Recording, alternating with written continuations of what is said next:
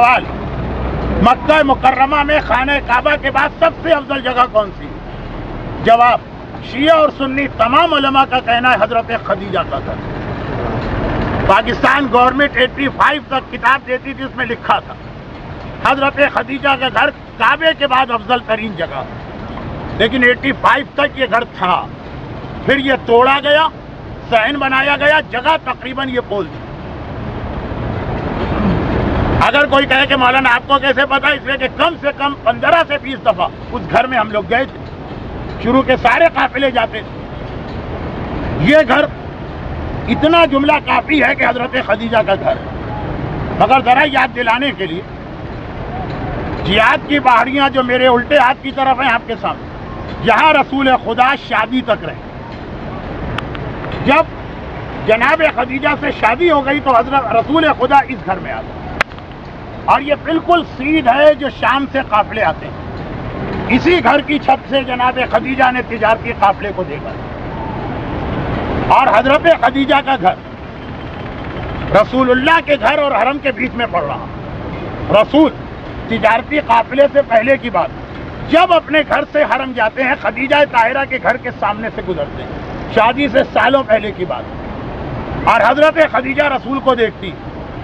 ایک دن ان کے گھر میں یہودی عالم یہیں بیٹھا، اس نے کہا پہچان لو اس کو، جو اس سے شادی کرے گی دنیا اور آخرت بن جائے گی۔ ایک دن ایک عیسائی عالم ان کے گھر بیٹھا، اسلام سے پہلے ہی حضرت خدیجہ کو مختلف مذاہب سے بڑی دلچسپی تھی۔ پہچان لو جو عورت اس نوجوان سے شادی کرے گی وہ جنت کی سردار ہوگی۔ حضرت خدیجہ کے ساتھ محلے کی عورتیں ہوتی تھی، سب مذاق اڑا دیتی۔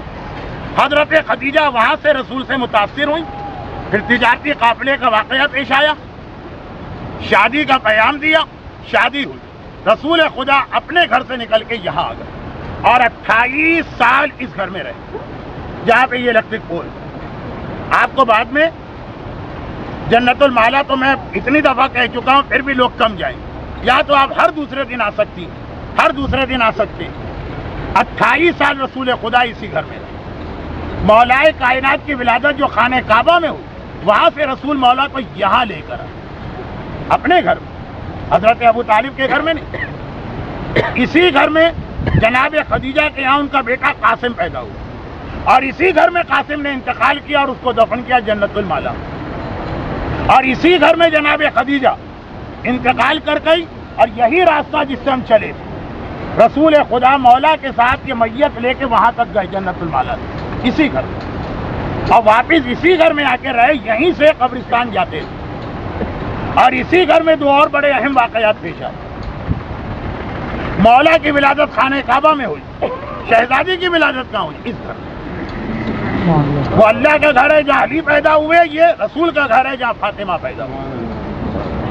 عظمت میں یہ گھر کم نہیں رہا جہاں فاطمہ زہرا کی ولادت کی، اور یہی وہ گھر ہے کہ شب ہجرت مولا کو بلایا رسول نے، اسی گھر میں اپنے بستر پہ لٹایا، اور اسی گھر سے رات کے اندھیرے میں نکلے۔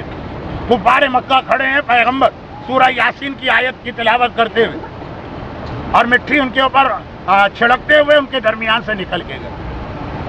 جناب خدیجہ سے شادی اس گھر میں ہوئی، قاسم کی ولادت یہاں ہوئی، شہزادی کی ولادت یہاں ہوئی، خدیجہ اور ان کے بیٹے کا انتقال یہاں پہ ہوا، اور مولائے کائنات کے 23 سال یہاں گزرے اور یہیں سے ہجرت ہوئی۔